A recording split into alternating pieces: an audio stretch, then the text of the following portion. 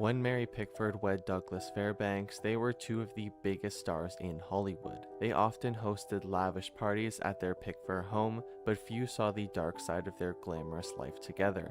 And in 1930, a scandal erupted that would finally tear them apart. But we will touch more on this later. The woman audiences knew as Mary Pickford was actually Gladys Marine Smith, and she was born in Toronto, Ontario, Canada on April 8, 1892. When Mary Pickford was just 6 years old, her father hit his head while working on a local steamship, causing a blood clot. 6 months later, he was dead of cerebral hemorrhage. It was a horrific tragedy for the family. On top of that, the loss threw them off the edge of the working class existence into utter poverty. Mary's family was so poor that her mother had to take in boarders to rent rooms in their home. One of those boarders worked in local theater. When he met Mary and her younger sister, he suggested that they take minor roles in his play that he was working on. This was the start of something big for them.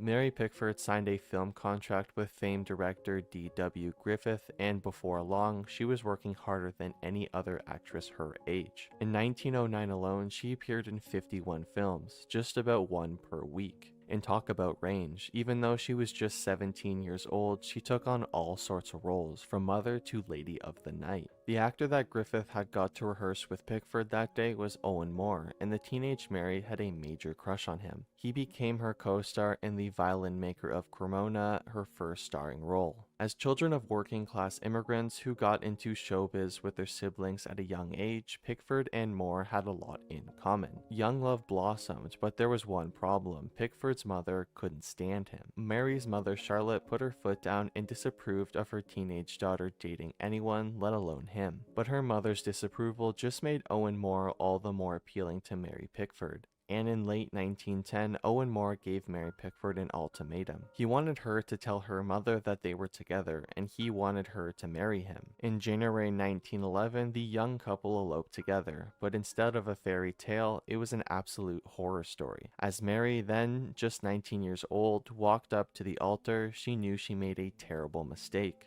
The secrecy didn't end with the wedding ceremony. Instead of celebrating with her new husband, Mary Pickford returned to her mother's apartment and snuck into bed, pretending nothing had happened. For a while, she was able to keep up this charade, keeping her marriage a secret from her mother and her regret secret from Moore. But lest we forget, they were all working for the same studio, IMP. It was a house of cards, and it was all about to fall. Soon after her secret wedding, IMP decided to decamp its entire operation to Cuba. That meant Pickford, her secret husband, her disapproving mother, and her two clueless siblings were all about to spend days on a ship together. Mary couldn't take the tension anymore and finally confessed what happened to her family. The reactions were brutal. As Mary's mother sobbed, her sister and brother went stone cold silent for her, and it didn't end there. As soon as the ship landed, Moore went off to drink himself stupid, but this drinking was far from the worst problem in the marriage. Moore was desperately insecure. The fact that Mary was not only more famous than him, but also made way more money grated on him until he became a walking nerve ball. One day, he finally exploded. He attacked an assistant who wanted to press charges, but salvation came from an unexpected source. She may have not liked him, but Mary's mother, Charlotte, came up with a plan to save her son-in-law. She had another IMP actor hide him from local law enforcement until such time that he could find a ship willing to take him back to the US. And Charlotte wasn't just trying to get rid of him, she sent Mary back with him as well. Did Moore learn a lesson from this? Absolutely not. In fact, things got even worse, and he turned his rage toward Mary. On top of his insecurity and his drinking problem, Moore was also physical with Pickford. She hadn't even wanted to tie the knot with him in the first place, and now she was really stuck.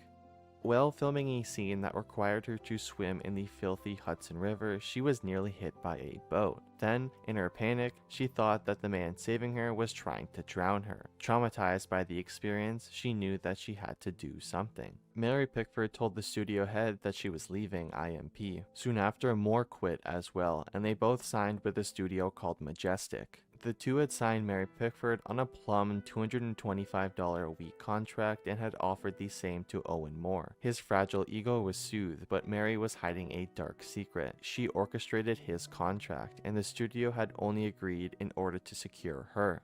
Mary Pickford had to prove herself to be particularly adept at navigating the studio system in the silent era, but she was still just a girl in many ways. She relied heavily on her mother Charlotte, and it drove a wedge between Mary and her husband. They were rarely alone together because Mary would constantly invite Charlotte to stay with them. It drove Owen mad, but instead of doing anything about it, he'd just go off on benders. Majestic did their best to paint them as a happy couple, but the cracks were starting to show. Mary Pickford and Owen Moore made it through just a handful of movies for Majestic. Their relationship was so toxic that something had to be done, so they went their separate ways from the studio. Both signed contracts with other studios, ending their professional relationship. While this made it to the gossip rags, there was another part that didn't get quite as much publicity. They also separated. It wasn't quite as dramatic as seeking a divorce, but for Pickford, it was definitely a step in the right direction. Mary Pickford could have chosen to go to any studio, but when she looked back on her career, she came up with a surprising conclusion. In her time as an actress, no one else had challenged her as much as the man who discovered her, D.W. Griffith. Pickford wasn't just in it for the paycheck. She really did just want to be the best actress possible, and while IMP and Majestic had paid her well, their films just weren't that great. Pickford decided to return to D.W. Griffith and Biograph Pictures, even though it meant she had to take a huge pay cut. She didn't care, and reportedly, when she saw Griffith again, she collapsed in his arms and cried tears of relief. Mary Pickford both wrote and starred in Hearts Adrift. It made her the biggest star in film, matched only by Charlie Chaplin. It also cemented her status as America's sweetheart, a name that a writer from Famous Players' publicity department came up with. She belonged to her fans, who saw her as innocent, angelic, and pure. Her long, blonde, cascading curls were a symbol of her youth and girlishness, during a period when most women wore their hair up.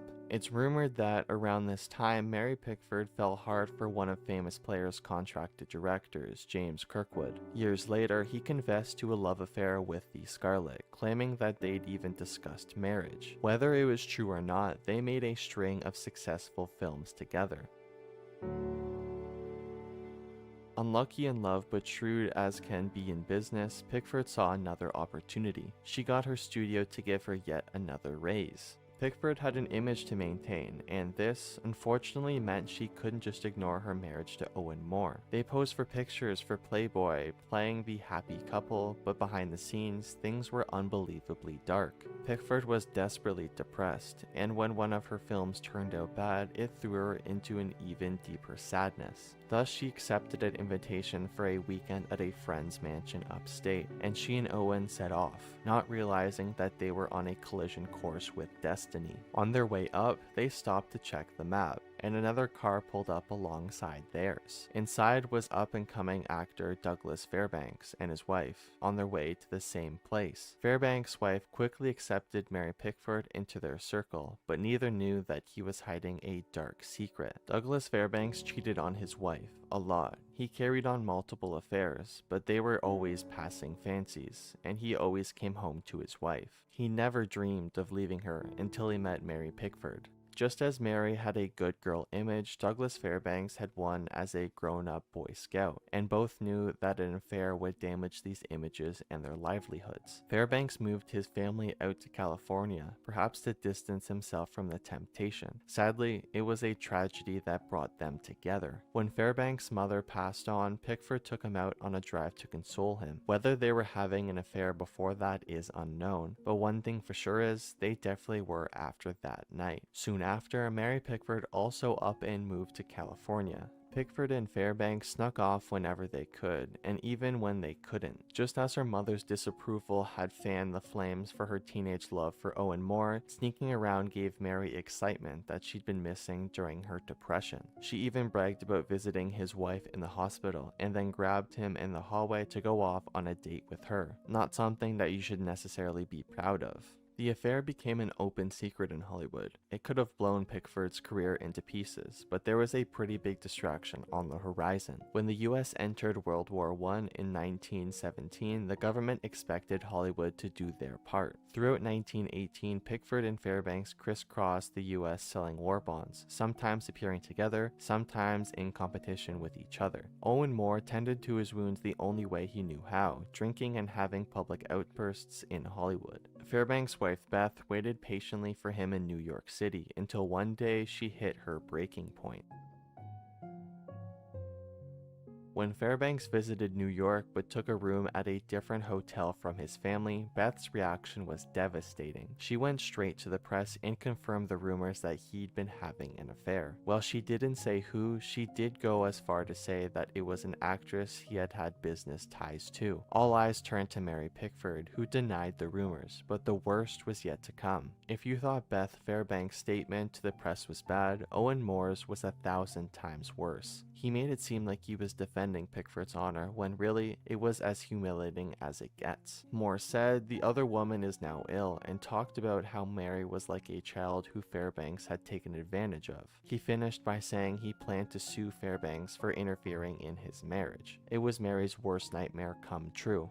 The truth was out, and the timing couldn't have been worse. Still, the ever-savvy Pickford managed to sign a lucrative new contract with another studio. The scandal hadn't affected her profitability, and she laid low while Fairbanks was due in court. His wife had demanded a divorce. Instead of filing the court records with splashy details of his affair with Pickford, two of his friends made up stories about dalliances with nameless, faceless women, and surprisingly, it worked. The courts granted the divorce, and the story faded from the paper as quickly as it appeared.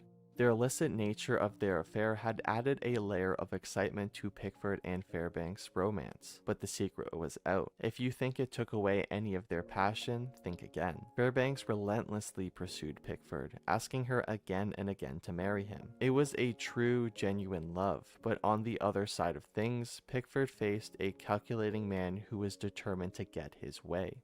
People knew Owen Moore was moody, gloomy, and generally kind of a dark cloud until news of the affair came out. Then he quickly painted himself as a long-suffering victim and optimistic despite the circumstances. There was a chilling reason for this about-face. The writing was on the wall and there was no way their marriage would make it through, so he wanted a parting gift. Moore demanded $100,000 for a divorce. Pickford was horrified, but money was ultimately a drop in the bucket. Once she agreed to Moore's payday, they arranged a quickie divorce in Nevada. It was easier there than in California. There were still some rules. However, this was America's sweetheart, and as soon as the judge laid eyes on her, it seemed like he forgot most of them. He granted the divorce, and Pickford returned to Hollywood, reassuring the press that she would not only atone for her sins, but would never remarry.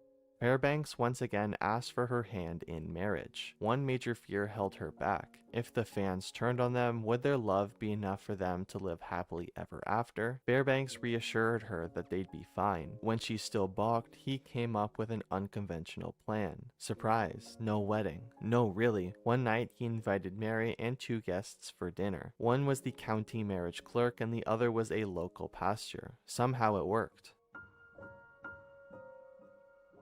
Mary protested and insisted that she wouldn't marry him that night. She wasn't dressed for it, after all. However, 2 nights later, she changed her dress and changed her tune. Pickford and Fairbanks tied the knot 26 days later after her divorce from Moore. It was so quick that they announced it to the press before many of their loved ones and had to rush to correct their mistake. When the news broke, the press descended on Pickford and Fairbanks for their scandalous quickie marriage. The Attorney General of Nevada announced he'd be pursuing Pickford for lying during her divorce proceedings. The Baptist Church was up in arms. As for their fans, well, they didn't really seem to buy into the narrative that the couple had done anything wrong. Pickford had prepared for a backlash, but it never really came. In the aftermath after World War I, people in the US and abroad wanted happy news. They wanted a love story, and Mary Pickford gave them one. Timing was everything, and for once, it had worked in her favor. On their honeymoon, fans gave Pickford and Fairbanks a hero's welcome wherever they went. In fact, their scandal had, if anything, only caused their admirers to become more fervent, but some went too far. Well, in England, fans nearly dragged Pickford from a car and a ride ensued. Mary Pickford was the original America's sweetheart and the first female actor, writer, and producer in Hollywood. Now, to cap it all off, Pickford and Fairbanks became the first official Hollywood power couple. Fairbanks gave Pickford a home as a wedding present, and Pickfair, as they called it, became a venue for lavish parties that A-list guests in town attended. They were on top of the world, but for how long? When it came to her relationship with Fairbanks, Pickford had learned some lessons from her first marriage. First, she kept her mother at a safe distance. Second, there was no more on again, off again. For the first 8 years of their marriage, Pickford and Fairbanks didn't spend a night apart from each other. They sat together at dinner parties, and Pickford wouldn't dance with any other man, which once even led her turning down the future King of England, George VI. Pickford and Fairbanks were the king and queen of Hollywood, and Pickfair was their castle. They had guests nightly, sometimes numbering a dozen or more. They also held massive parties with honored guests like Albert Einstein and Helen Keller, not to mention European royalty who occasionally passed through. It's hard to imagine what those dinner party conversations sounded like.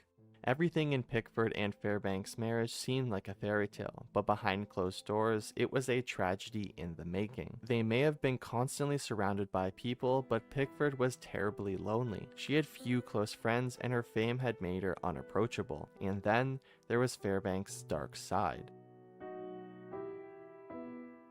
There was a reason why the two were never apart. He was terribly jealous and didn't like it if their male guests even so much looked at her. Not a great sign.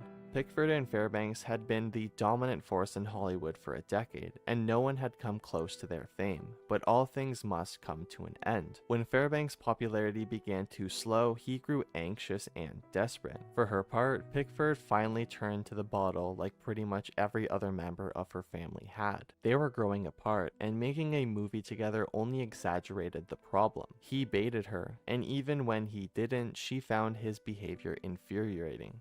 On top of everything, the Great Depression had been a crushing blow to the once prosperous film companies of Hollywood. It affected both of their careers, which only made Fairbanks' bad behaviors worse. They had once spent every night together, but now he went off on far adventures for months at a time without her. And he also fell back into his old habits from his first marriage. That's right, he cheated on her.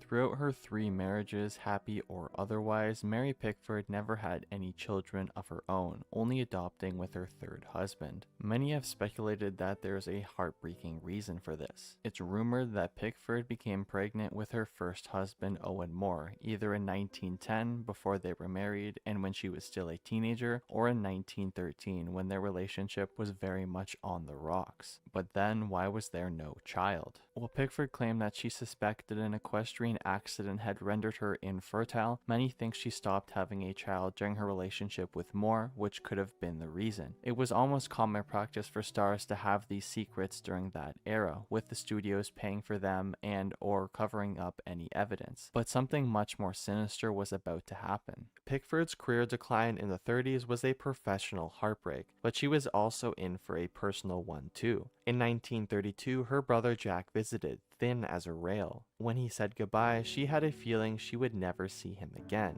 He unfortunately died shortly after, likely caused by his drinking, and the tragedy didn't stop there. 3 years later, Mary also lost her sister to similar causes.